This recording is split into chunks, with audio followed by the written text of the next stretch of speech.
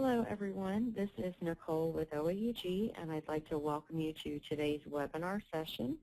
We are recording today's session and we'll make a link of the recording available through the SIG website. In addition, all attendees are going to be on mute during the session, so if you have any audio or technical issues, if you could send a message through the chat window on your screen, send those to the organizer and I should be able to assist you. We are also going to have Q&A at the end of the session, so please feel free to send any questions through the question box on your screen. You can send those as you think of them, and we'll collect those for today's presenters to respond to. And at this time, I'd like to go ahead and turn it over to Angie Font-Leroy. She is one of the board members for the SIG. Angie? Thank you, Nicole. Good morning, everyone. Welcome to the Tax Management SIG webinar. We are pleased to have with us this morning a couple of gentlemen from across the pond. We have Andrew Bonet, who's a consultant from eBiz Answers. He has a broad and deep experience on eBTax and taxes in general. We also have Prakash Dahanka. Sorry, I'm sure I messed up his last name. I apologize, Prakash. He is from TATA Consultancy Services. He's a technical developer with extensive knowledge about Oracle financials, specifically SLA. They're here today to explain how to utilize SLA to drive the accounting for tax rates. Welcome, gentlemen. Andrew? Yeah, thanks, Angie. So do you want me to take it from here?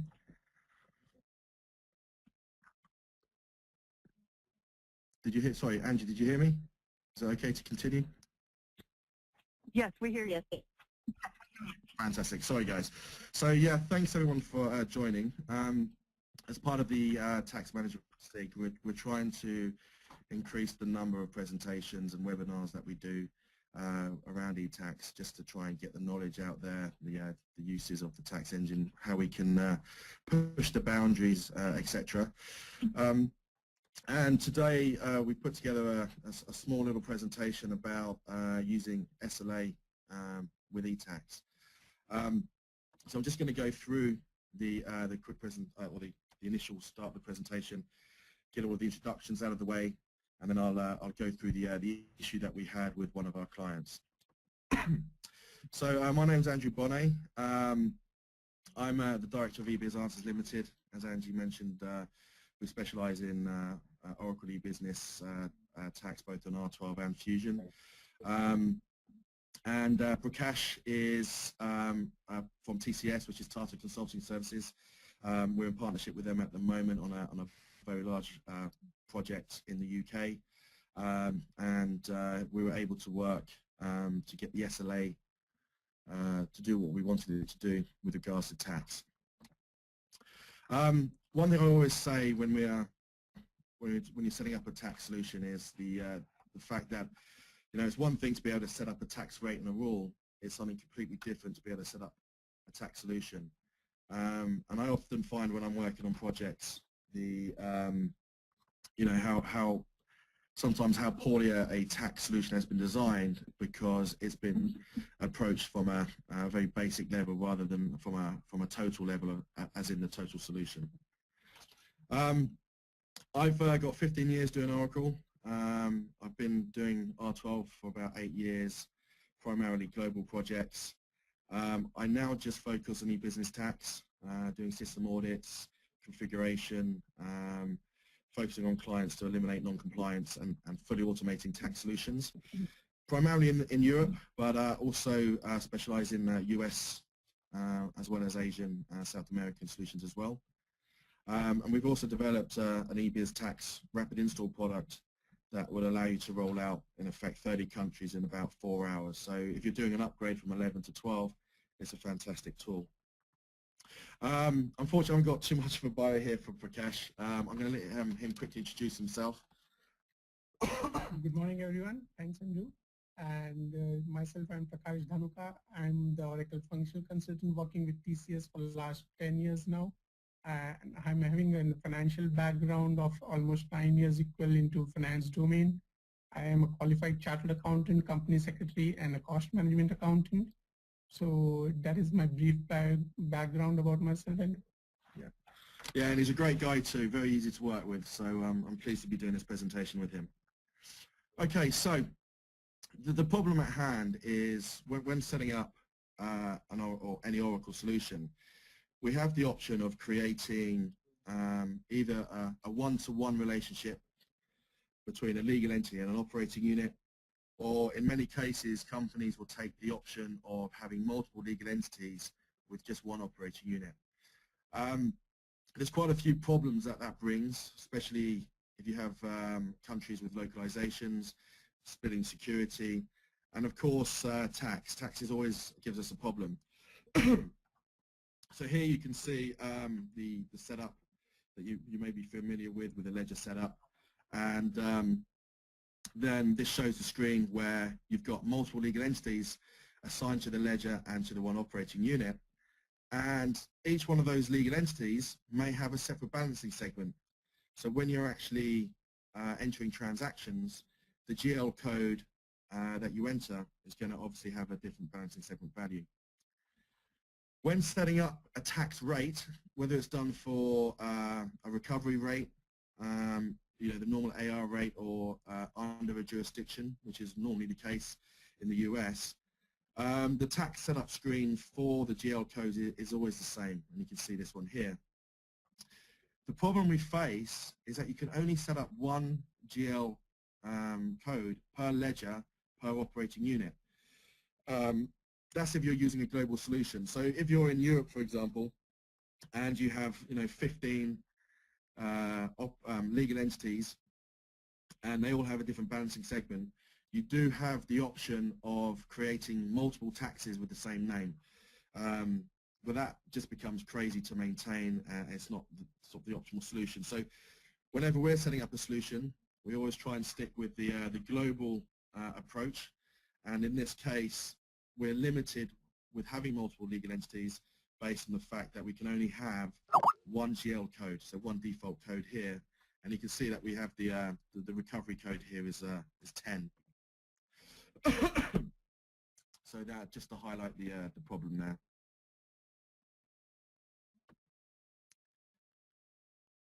So how can we ensure that we do get the right GL code for when the tax is used?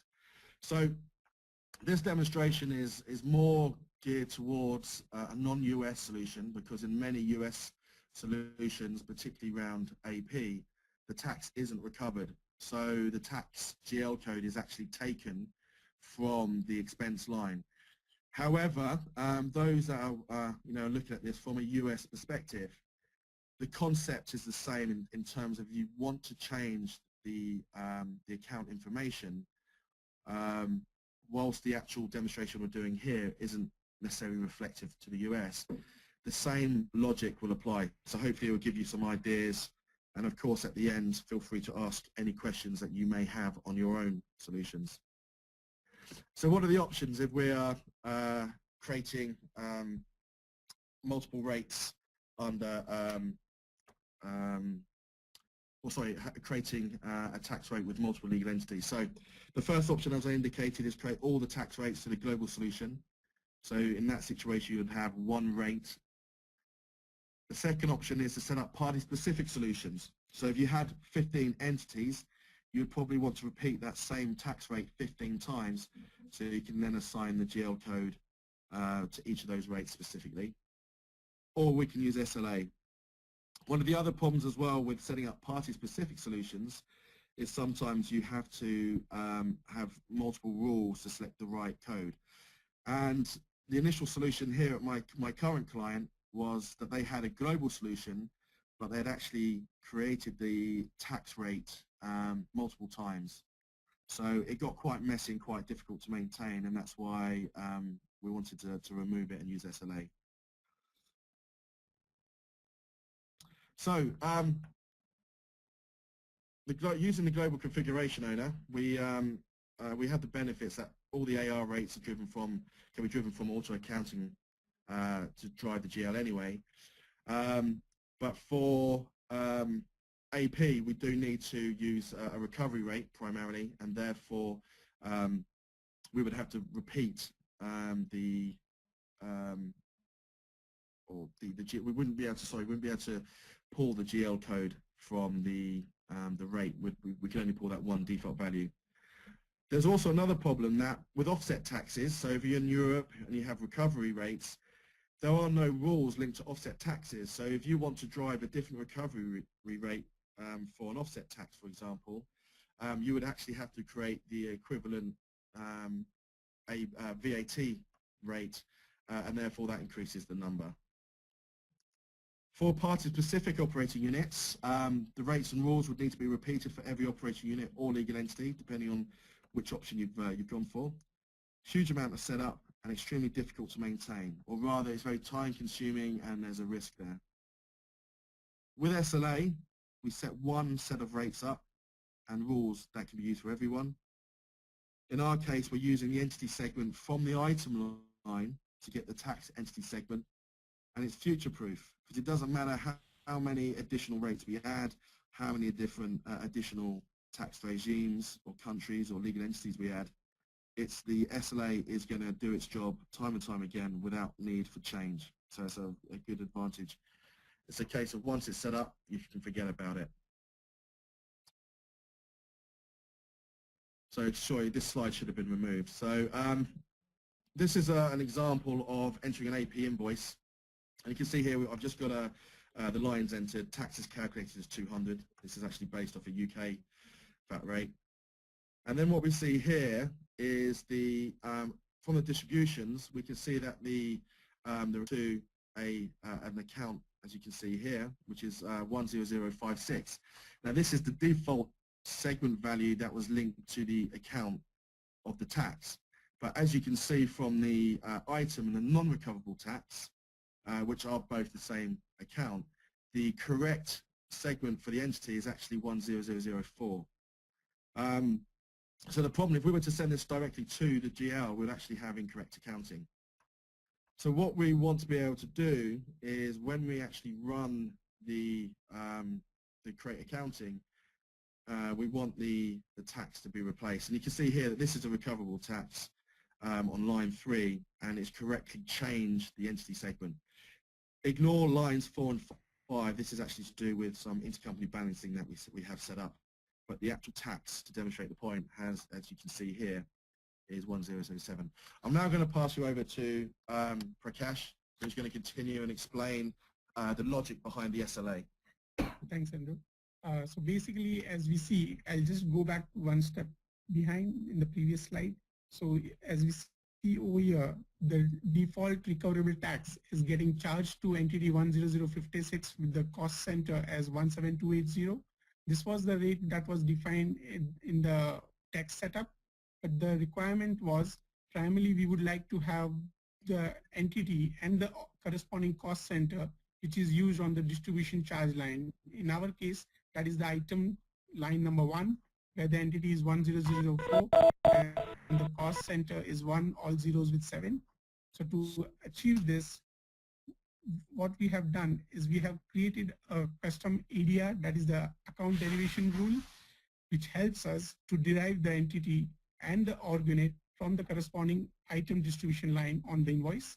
So if assuming there were 3 distribution lines, the corresponding entities being different, so the SLA would derive the respective entity and the org-unit for the respective corresponding distribution lines and the recoverable tax lines.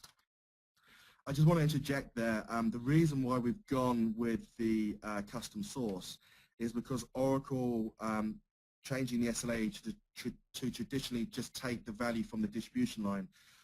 There's a bug, unfortunately, with the SLA for tax, and it's not able to do that. And that's the reason why we had to go this custom source route. In order to achieve this, as Andrew mentioned, we had to create a custom source. As everybody would be familiar, that in SLA we have 2 types of sources. One is the standard sources that is provided within the application, that is Oracle seeded sources, and other, if at all we need any additional source which are not available within the system, we have to create a custom source. And accordingly, since it was not readily available, we had to create a custom source in which we actually use the invoice and mapped it with the invoice distribution so as to achieve and determine what was the corresponding entity as well as the cost center for a particular recoverable tax line. So these are the two custom sources we have defined within the SLA, which helps us, and using them we have defined the areas that helps us to map to the particular journal line. Within Oracle SLA, we call them as journal line, journal lines.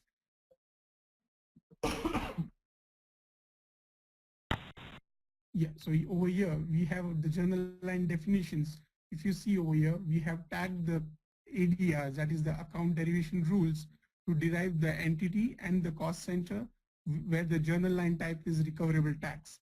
So this facilitates the SLA to understand that where to derive the entity and the cost center values from.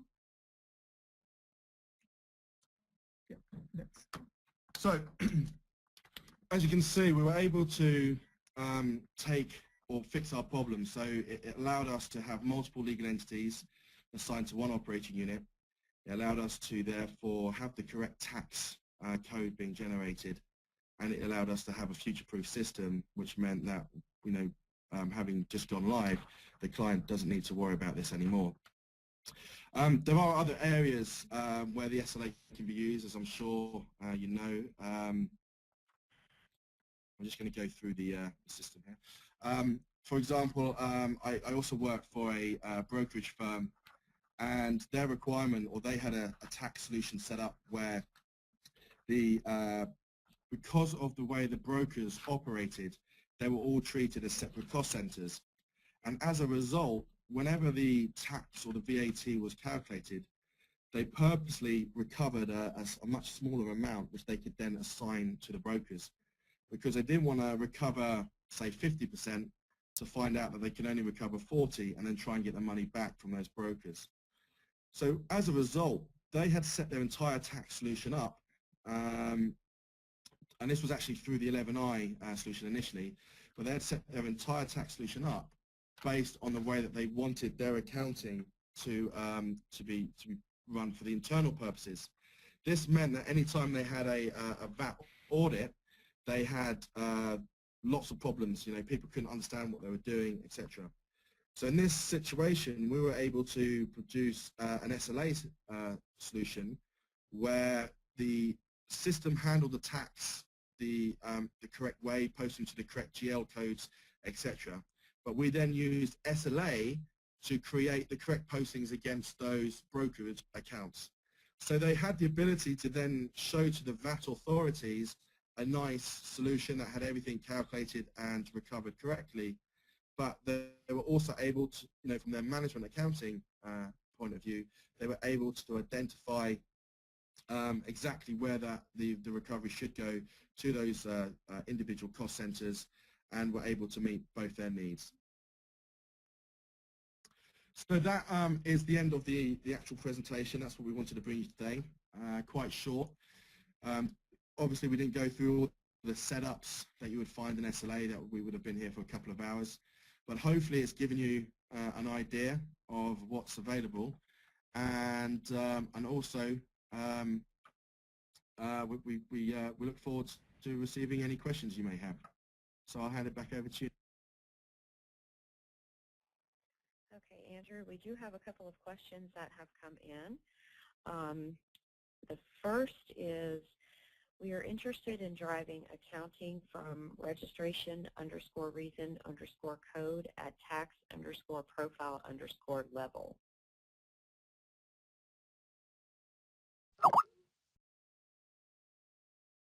And then in addition to that, he stated, Okay. Go ahead, Andrew. No, carry on, because that's a unique one. I think that's quite specific. I've not personally come across that before. Okay. So then in follow-up to that, he stated, we mark a supplier as deferred or non-deferred. The accounting should use assigned account when non-deferred, but needs to change to another value when supplier is marked deferred. Okay, yeah, so I would expect that this would be possible. Of course, when setting up the tax rates themselves, you can link the rate to be deferred or not. So quite often I will have tax rules that will drive whether or not, say for example it's French standard rate. There may be some situations where they need to defer that tax until payment is made. So the actual tax rate itself would be set up to, so when the invoice is entered, the tax GL code would use a deferred rate. So much in the same way here, if you had multiple legal entities with multiple balancing segments, or you had some additional accounting requirements, you would be able to update the codes or the GL codes that are hitting a GL. Obviously, it'd be interesting. I think it would need to be, we need to sit down and actually have a look at the what they're trying to achieve. But I'm sure that SLA would be able to be used here. Certainly, if you were able to use custom sources, because you can then pull the information from wherever you need.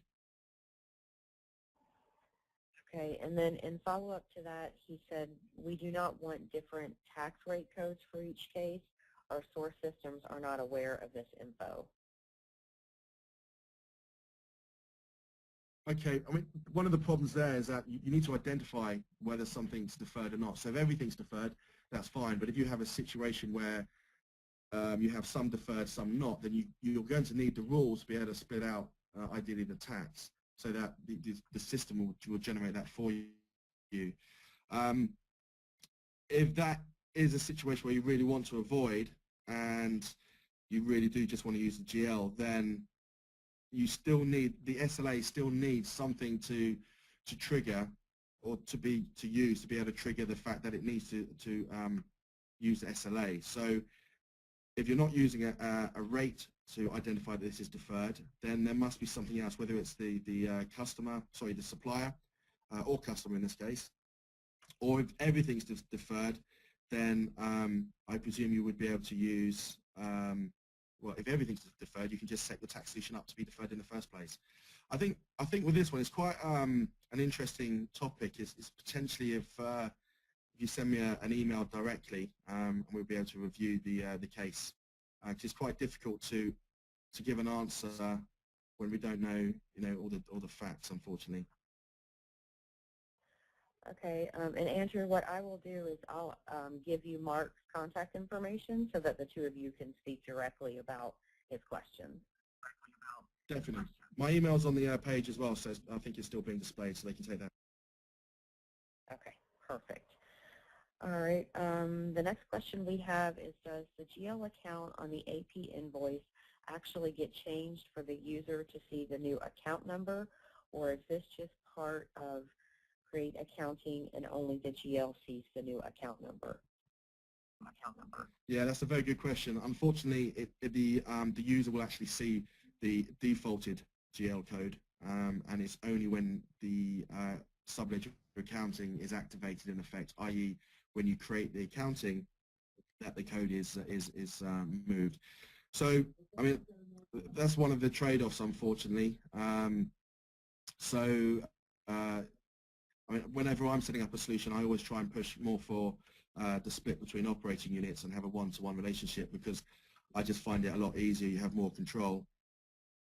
But if you are using SLA, unfortunately, that is one of the downsides, that it's only when the accounting has been created that you will see.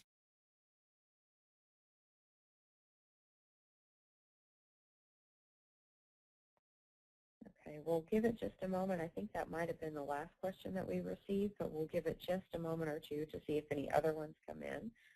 And as a reminder to everyone, we are recording today's session, and we'll make that link available through the Tax Management SIG website. Just allow a couple of business days for the recording to be available. Angie, while we wait for any final questions, do you have any updates for the SIG that you'd like to share with the group? Excuse me, I would just like to remind everybody to check out on the LinkedIn Tax Management SIG group site, and also on the OAUG website for any upcoming education sessions.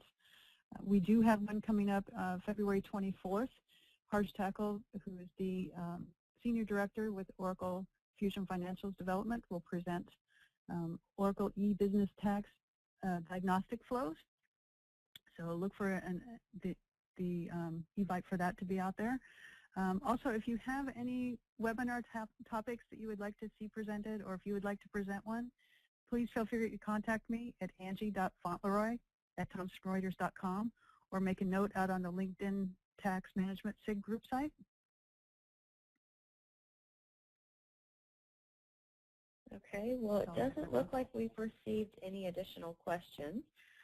So I want to give a special thank you to today's speakers for presenting today and taking time out of their day to present to you guys, and also to Angie for helping to organize this session and pull all of this together. And again, Mark, I'll be sure to send your information over to Andrew as well, just so you two can follow up directly. And thank you to everyone for attending, and you have a great rest of your day. Thank you. Thank you. Thanks, everyone. Bye.